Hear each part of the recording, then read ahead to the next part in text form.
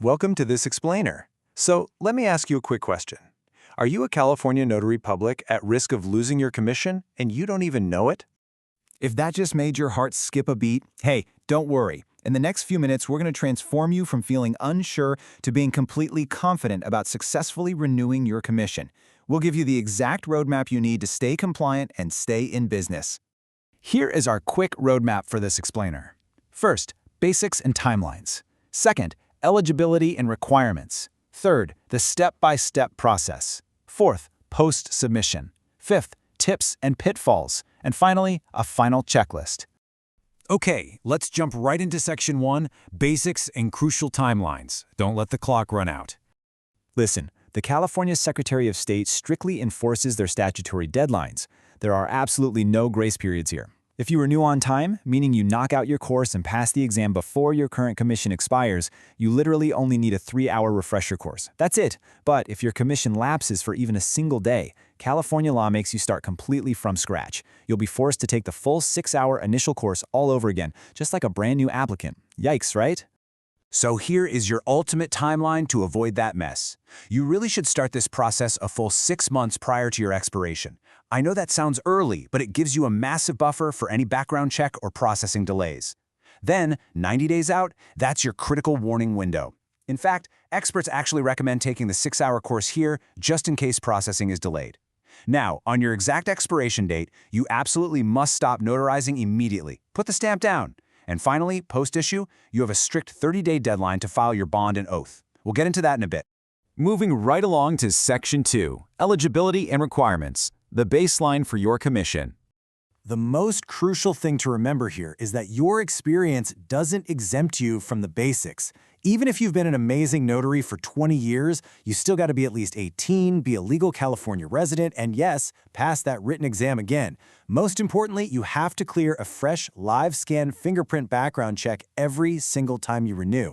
And here's a pro tip for you. You must disclose any arrests or convictions, even minor ones, from way back in the day. The state just wants to ensure their notaries are maintaining the highest ethical standards term after term. All right, Section 3, Step-by-Step Process, your actionable playbook. Let's break this down into bite-sized pieces. Step 1 is taking your required education, either that 3-hour refresher or the 6-hour course, and getting your proof of completion certificate. Step 2, sitting for the proctored, written exam administered by CPS HR Consulting. Make sure you bring your application, a 2x2 passport photo, your course certificate, your fee, and obviously a current valid ID. Then, Step 3. After passing the exam, you'll take your live scan form to an approved vendor to get your fingerprints rolled for the FBI and DOJ. And finally, Step 4 is just paying all the required state fees along the way. And speaking of those fees, let's break them down so you aren't caught off guard. Your application and exam fee is a flat $40, which you can pay by check or money order right at the test site. Need a retake? That's $20. Your live scan fingerprints are going to run you roughly $50 to $110. That covers the standard Department of Justice background fee, plus the vendor's rolling fee, which kind of varies depending on where you go. Finally, expect to pay around $64 to file your oath and bond at your county clerk's office. Again, that one varies slightly by county. Next up, Section 4, Post-Submission. What happens after the exam? So once your application is in and your background check gets the green light, you'll eventually receive your commission packet in the mail from the Secretary of State.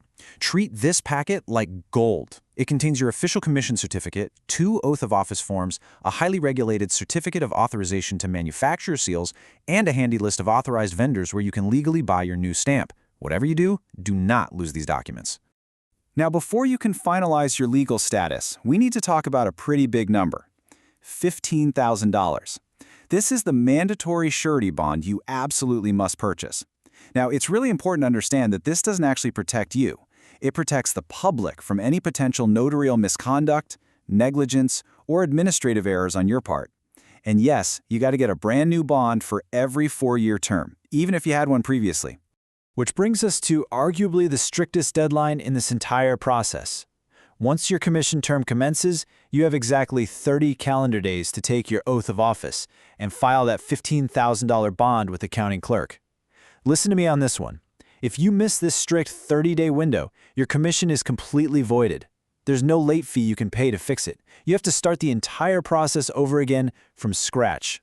Seriously, do not delay this step. All right, let's talk strategy in Section 5. Tips and pitfalls, avoiding common notary mistakes.